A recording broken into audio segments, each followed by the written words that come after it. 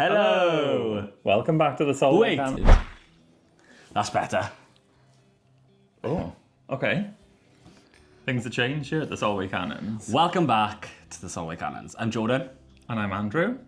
And this is the start of our new vlog series for Virgin Voyages. Ta-da! Ta-da! So for those of you who've watched our previous videos, we've done a lot of travelling with NCL, we've done a bit of P&O. What else have we been on? That's it, isn't it? Yeah. No.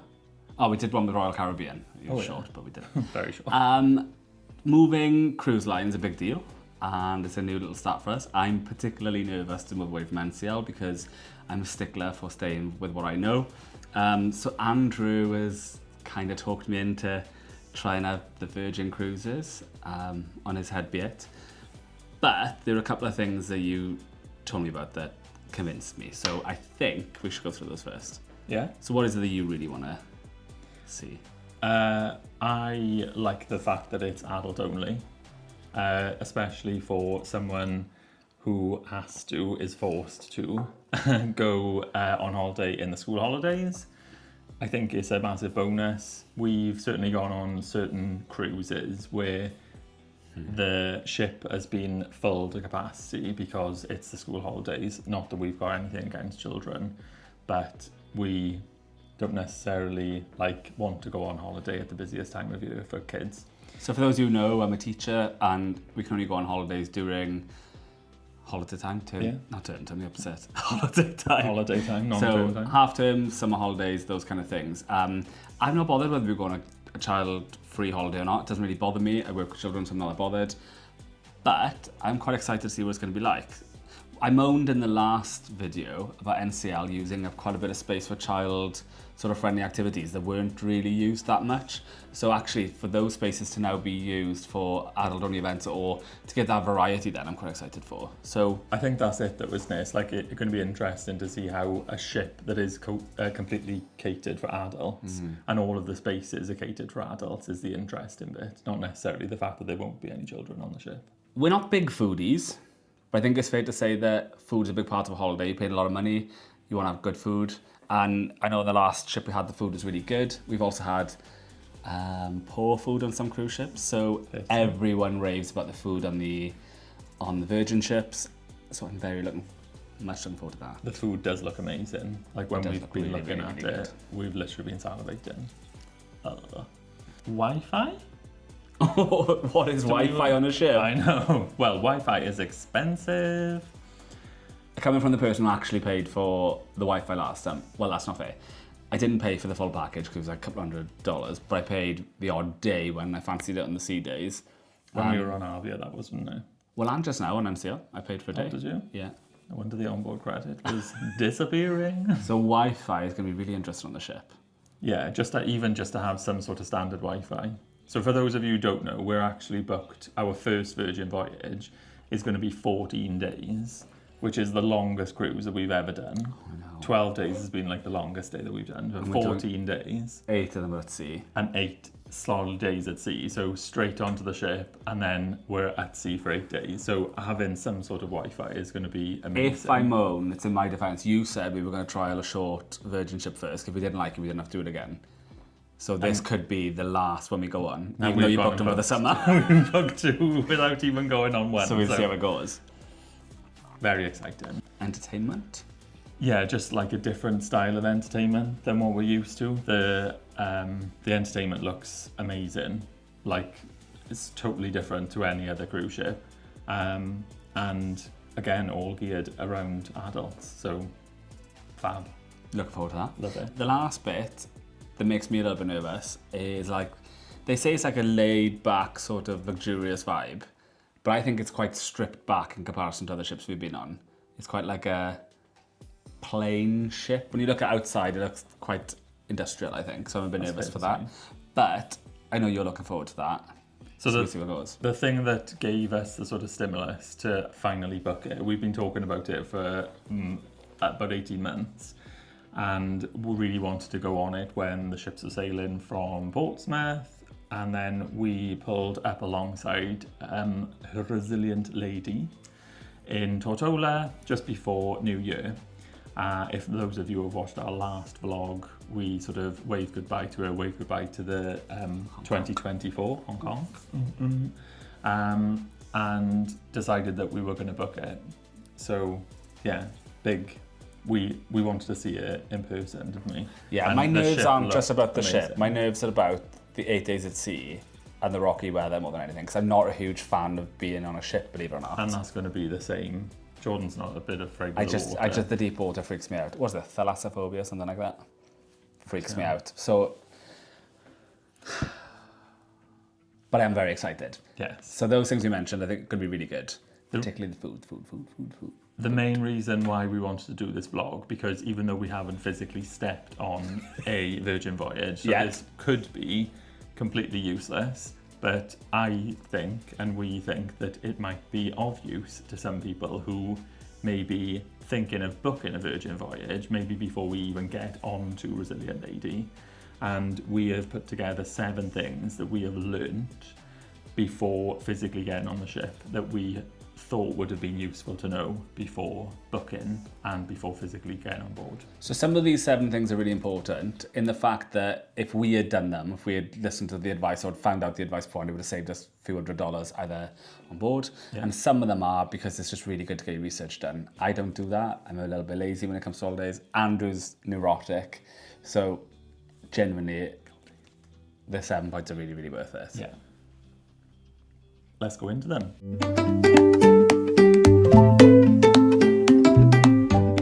Number 1 is the sailing club status match. So talk us through that. Yeah, so if you've sailed before on another cruise line and you have gained loyalty with them, you can status match some other loyalty and certain loyalty tiers with Virgin before you've sailed.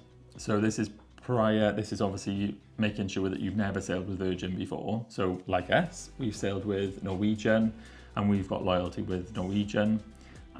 You can then complete a status match form with Virgin. So when you go in, you're not going in at the very lowest level. You're going in with some benefits. So when you look at our benefits then, what are we gaining from that we wouldn't have if we hadn't filled the form in?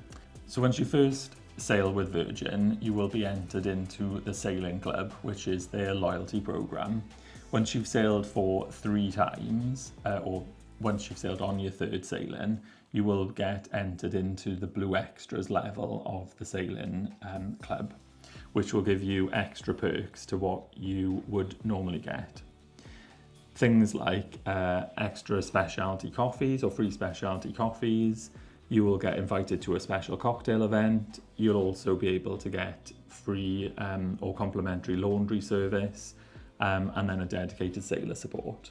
So does that mean we're going to get that now because they matched our loyalties? Yeah, so it is only certain loyalties or certain loyalty levels on other cruise lines that they will match, but it means that you won't have to sail 2 times before becoming Blue Extras. It doesn't fast track you through the Blue Extra or the Sailing Club program, so it doesn't mean that you'll do 2 sailings and then you'll become Deep Blue Extras, which is their next level up. It'll just mean that for 5 sailings, you will be Blue Extras. So it'll mean that on our first voyage, we'll be Blue Extras instead of just being on the regular level of the Sailing Club. But we still have to do those 5 to get to the top end. We'll still have to do 5 sailings to be able to get to Deep Blue Extras. But it's certainly good if you've got that sailing, if you've got that like loyalty with another cruise line, and you don't want to just go in and think, oh, I'm starting again now on a different cruise line. You're actually getting some sort of loyalty. And I think they're quite good perks, aren't they? I think it's a really good match. I know other cruise lines do it, but it's a good benefit to have.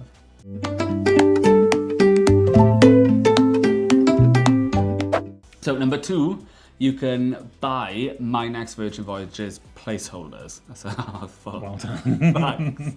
What does that mean? Do you know? Yeah. So, My Next Virgin Voyage, of course you do. My Next Virgin Voyage is the placeholder that once you get onto a Virgin Voyages, you can put a deposit down in advance for a future cruise. So it's future cruise credit, basically. It's not something that's unique to Virgin. No. Like we've done it before in the past with NCL, where you just buy the credit.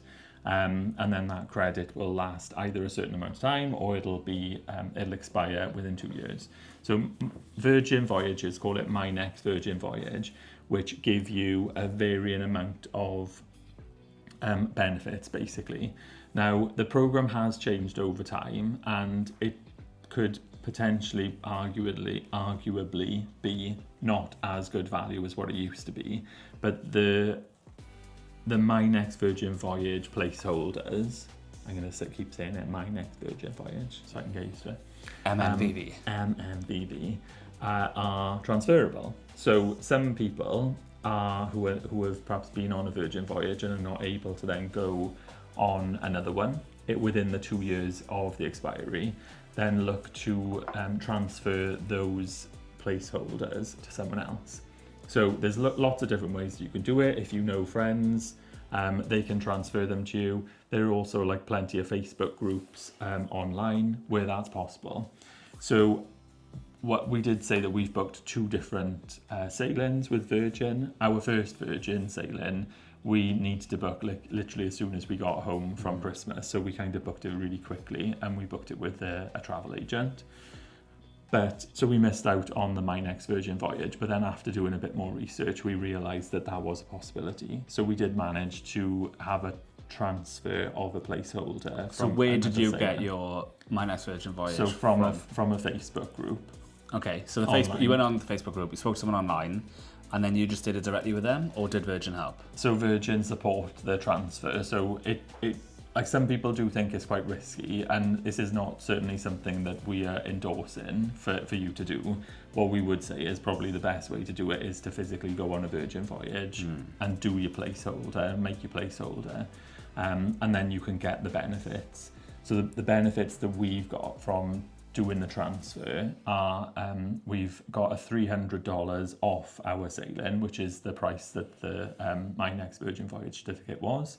But we've also, in addition to that, got $300 onboard spend as well, or sailor loot, which is what it's called on Virgin. So you basically like doubling your money, effectively. But randomly, I was there when you were on the call to Virgin, so I'm just gonna jump in here. Yeah. So Andrew were on a call with the Virgin person who was on the phone, and then this lady, I think she was from America, right? No, she was from the UK. Oh, so God, okay. That's something that you have to make sure. So obviously we're from the UK. When you buy your certificate, you have to buy it in the currency that you want to buy your future cruise with. So we buy our cruises in pounds, Great British pounds. So we had to make sure that the certificate was in Great British pounds in order for then it to be used against a future cruise. So that's just something to bear in mind. So when you're transferring it over, make sure that person has bought it in pounds and double check with Virgin. It was really straightforward. But it was really quick. I remember you being on the phone, you were off within about 4 or 5 minutes and it was done. Yeah, it was really straightforward. So the lady who owned the certificate called Virgin directly and said that she wanted to transfer the certificate over to us. Virgin then called us directly and took all of our details. Then before they completed the transfer, we sent the money directly to this lady who owned it via PayPal. She confirmed that she had the money, and then Virgin then completed the transfer. And within like minutes, I think, if not instantly, we had an email saying that the transfer had been completed, and it showed up as a placeholder then in our Virgin account. So it was all really straightforward. It was really good. Like we said, it's not something that a lot of people may think that that's quite risky to be able to do that, especially because you don't know, it's like a distance thing, you don't know that person. So it's certainly not something that we are like endorsing, but just saying that it's a possible option. And it's something that you can do, isn't it? And it's certainly something that's benefited us because we've now got on our summer sailing on Resilient Lady, which is also on Resilient Lady, we've got $300 onboard spend. Or sailor loot to be able to do with what we wish.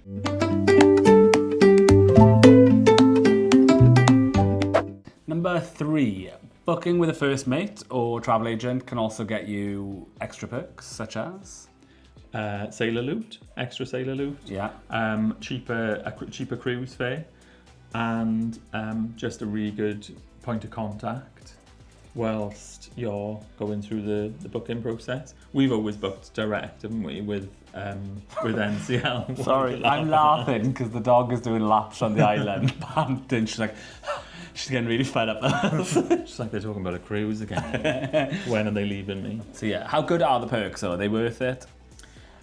So for a lazy booker, is it worth it? I think it is worth it. We booked directly with the first mate, the travel agent. And I want to say it was about £180 cheaper overall than it was with Virgin, and Virgin were not prepared to match the amount of money, which again is something that we've found before when we've booked like with NCL or we've gone with P&O. They've always said that they would match the amount or match the deal. So we were more than happy. Plus they were then, you get exactly the same deals, exactly the same offers, but they're also, sometimes they will run additional sort of extra sort of sailor loot offers as well, or they can put extra sailor loot on for you. So we were here first. Yeah, I was really impressed. Like I did the booking, like it was a hard sell to Jordan, but Still a hard sell, but this is helping. Perfect.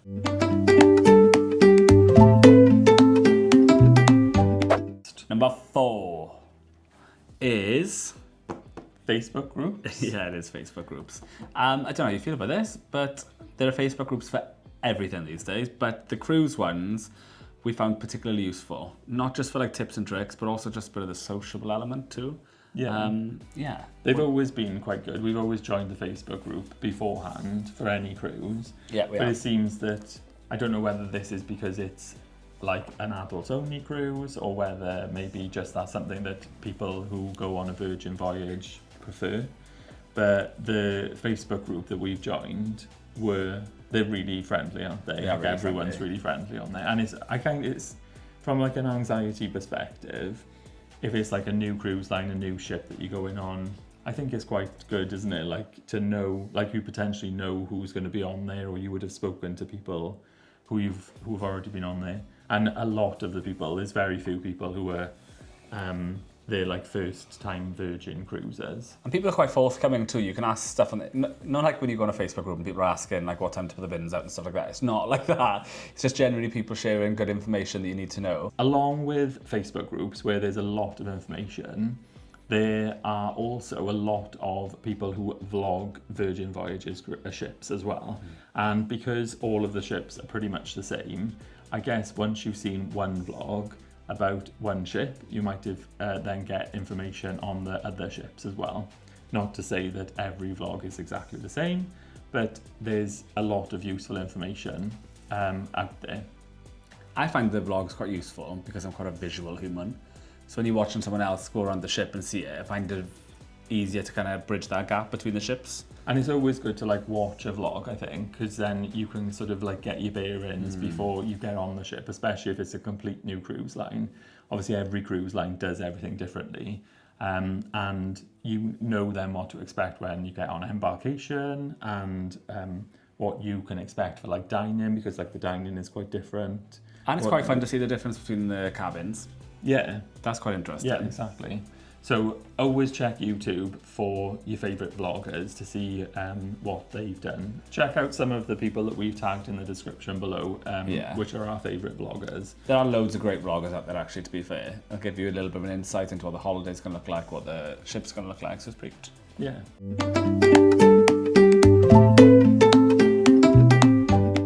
Number 5 is all about the app, and people were like sharing information of when the things are opening and when to do stuff. I thought was really good.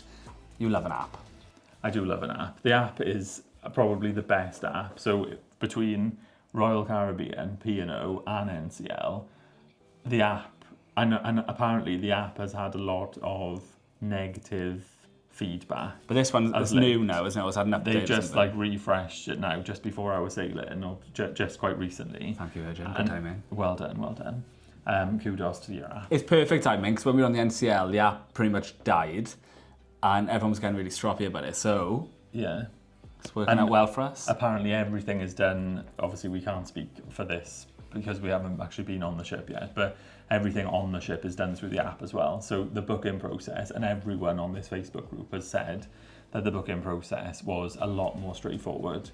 They were also trialing booking your dining reservations, which we're going to talk about now. On 7. I don't think this is 7, is it? 6. 6. Someone can't count. Let's do it again. 6. Booking That feels really unnatural doing it like that. Is it? I'm going to go like that. It feels more balanced. 6. 3 and 3. 6. Okay, sorry, 6. What were you saying about 6? I don't know. I'm not so It was the sure. dining. The dine-in. So, yeah, so everyone has said that the app was really good when coming to book the dine-in. So we've just passed our 45 days out, which is the magical... What time did you get up? I got up early. What time is early? I got up at 5 a.m. It was earlier than that. It wasn't. It was You set your alarm at 4:30. I set my alarm for 4:45. So at a midnight Eastern Standard Time in the US, on 45 days before your cruise, if you're not fancy and you're not a rock star, you're just a regular sailor, the dining reservations will open. I wasn't overly bothered, or we weren't like too worried about it, were we? Because obviously we're on the ship for 14 nights, and a lot of people had said on this Facebook group that it wasn't going to be so much of a rush. But I know, like, if you're on a sailing, which may be like between 5 and 7 nights potentially, and you want to try all of the dine-in, then it might be a bit of a free-for-all. But the app held up really well, and we got all of the dining reservations we wanted. There's no like speciality dining or anything like that, which may be obvious to lots of people watching, but it's going to be different for us. It's going to be just a wide variety of restaurants offering a wide variety of food. It's quite exciting. We're going to be speciality in our... I worry though, I'm just going to be stuck in the buffet in the food of there. It's not the buffet, you know what I mean? What do they call it? The galley. The galley. I feel like we're going to have to take a lot of elasticated clothing for this one. Number 7. Go on. Do you want to do your... Well, I've done number 7, but it's attached to something else. Oh, okay. Number 7, number 8, number 4. We'll do it again.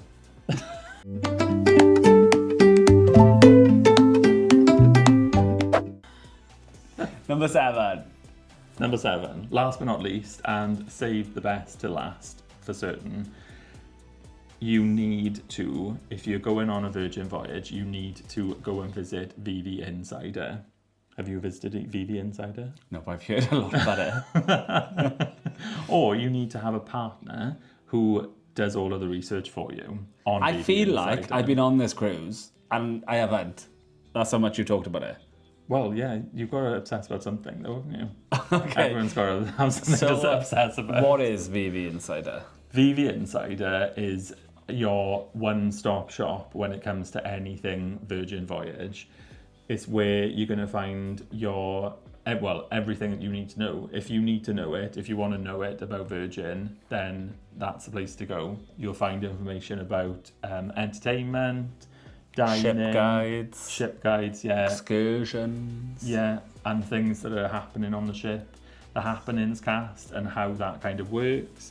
It's all a blog, and all the information is on there. It's also like quite a good community of people, so you can sort of like comment on things, and the guys that run VV Insider are really knowledgeable about everything to do with Virgin Voyages. So that is, well, just go and check it out, and you guarantee you won't have any questions because they'll all be answered. So there you have it. There are 7 top tips to do before you cruise with Virgin. Yeah. Check them out, ignore them, totally up to you. Yeah, let us know what we haven't thought about. Yes, please do. Because guarantee we've missed out a load of things, and perhaps we haven't got some stuff right. Hopefully we'll be in a totally different experience, or in a totally different place, yeah, when we get back off our cruise. So if you do want to follow along, don't forget to subscribe. Don't scribe, just subscribe. Give this video a thumbs up if you've enjoyed. Click the buttons there now. Yeah, and drop a couple of comments in if you want to look at something specific when we're on Virgin Voyages. And comment what we've missed, because we've guaranteed missed stuff. They're just our 7 bits. Just to make our cruise a little bit more enjoyable. Thank you for watching as always. See you soon. Bye for now. Adios.